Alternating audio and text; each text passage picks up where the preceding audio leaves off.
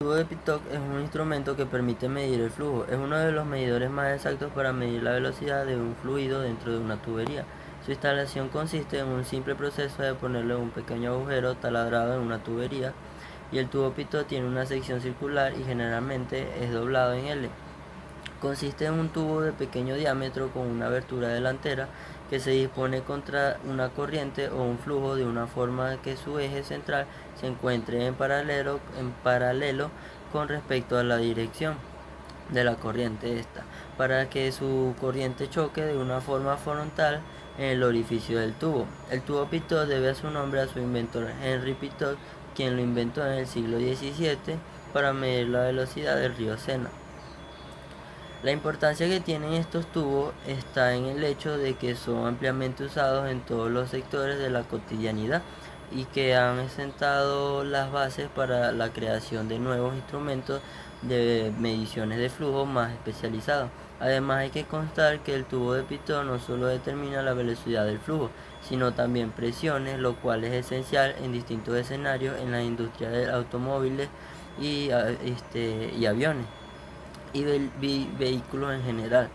Por último es que es una herramienta preventiva, pues que al marcar la velocidad y la presión en un equipo determinado, en un avión o vehículo, lo permite a la persona bajar la aceleración o actuar oportunamente si hay alguna variación significativa, lo cual permite mantener y establecer a todo elemento y evitar futuros accidentes. Buenos días, mi nombre es Ángela Morales y yo les voy a hablar sobre los tipos de tubo de Pitot.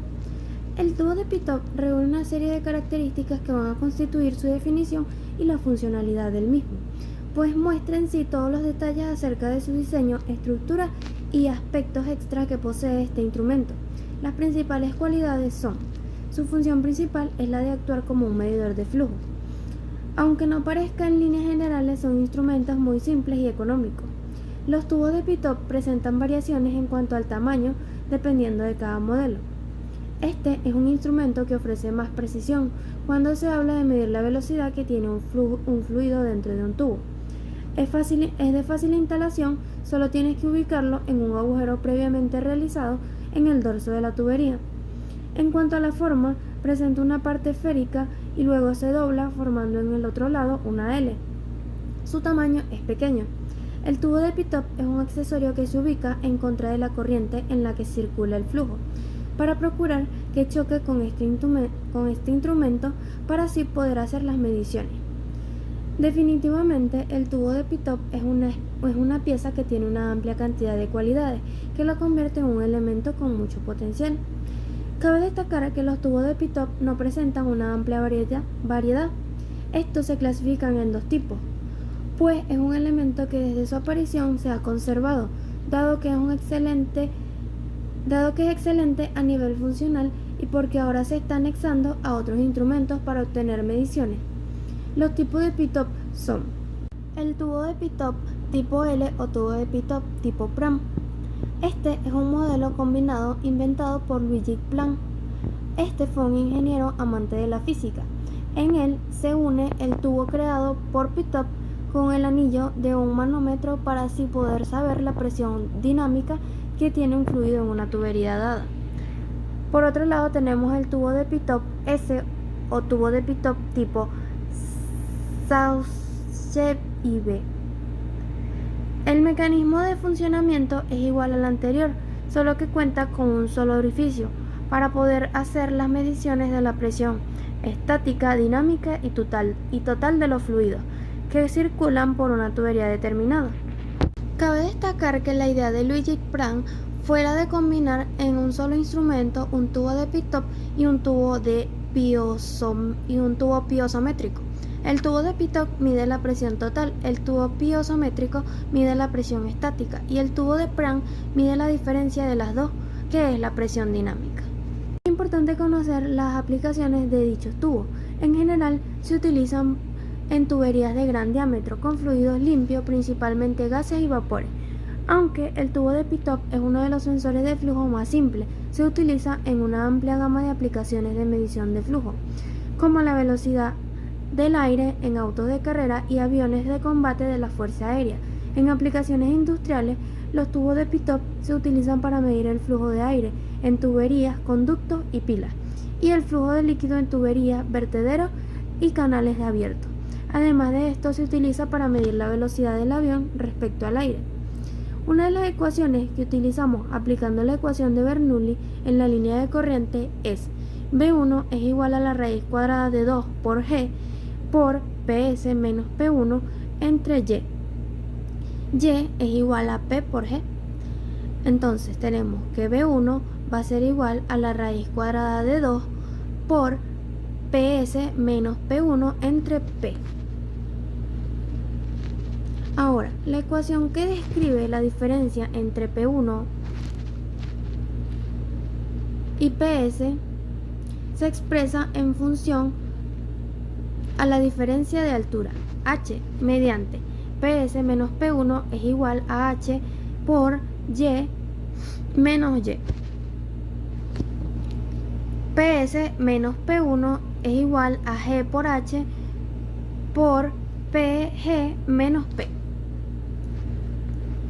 Continuando, tenemos la ecuación Z1 más B1 al cuadrado entre 2 por G más P1 entre Y menos HL es igual a Z2 más BS al cuadrado entre 2 por G más BS entre Y. En la ecuación 1 observamos que B1 es la velocidad del fluido justo antes de entrar al tubo. Z1 es igual a ZS o casi. Ahora HL va a ser igual a 0 o casi. Y B2 va a ser igual a 0. Entonces la ecuación 1 se reduce a B1 al cuadrado entre 2G más P1 entre Y es igual a PS entre Y, es decir, PS es igual a P1 más P por B1 al cuadrado entre 2. Ahora continuamos, tenemos el ejercicio, el cual nos dice, el tubo de Pitop de la figura está conectado a dos tubos manométricos que contienen agua. A P es igual a 1000 kilogramos sobre metros cúbicos. En un punto A, los tubos están verticales, mientras que en el otro punto, que sería B, uno de los tubos está inclinado a 45 grados. El tubo de Pitop está lleno del fluido que se mueve a una velocidad V.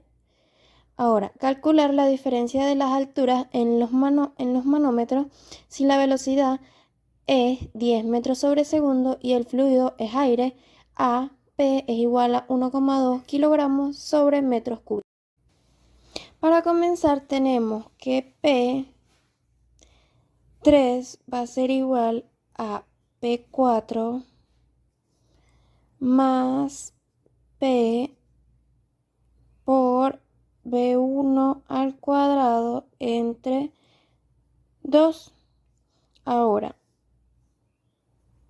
P3 menos P4 va a ser igual a G por menos PG menos P. B1 ahora va a ser igual a B, que es igual a 10 metros sobre segundo. PG va a ser igual a 1000 kilogramos sobre metros cúbicos. Y P va a ser igual a 1,2 kilogramos sobre metros cúbicos, donde P B1 al cuadrado entre 2 va a ser igual a G por PG menos P. Ahora Despejando la diferencia de altura obtendremos la fórmula P por B1 al cuadrado entre 2 por 1 entre G por PG menos P. Y sustituyendo tendremos que la diferencia de altura va a ser igual a 1,2 kilogramos entre metros cúbicos por 10 metros sobre segundo al cuadrado entre 2 por 1 entre 9,8 metros sobre segundo cuadrado por 1000 menos 1,2 kilogramos entre metros cúbicos. Ahora, la diferencia de altura va a ser igual a 1,2 por 50 por 1,02 por 10 a la menos 4 metros. Y como resultado obtendremos que la diferencia de altura va a ser igual a 6,1 por 10 a la menos 3 metros.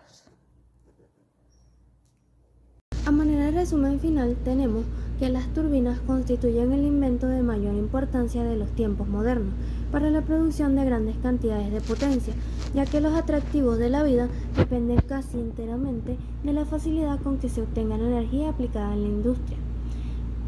Asimismo, tenemos que los tubos de Pitop son instrumentos que permiten medir el flujo. Este es uno de los medidores más exactos para medir la velocidad de un fluido dentro de una tubería.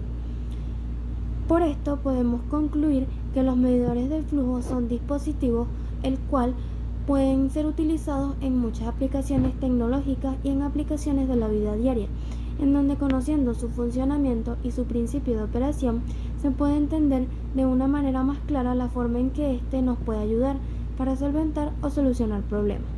Asimismo, podemos reconocer que con la ayuda de un medidor de flujo se pueden diseñar equipos para aplicaciones específicas o hacerle mejoras a equipos ya construidos y que estén siendo utilizados por empresas, en donde se desee mejorar su capacidad de trabajo utilizando menos consumo de energía, menos espacio físico y en general muchos aspectos que le puedan disminuir pérdidas o gastos excesivos a la empresa en donde estos sean necesarios.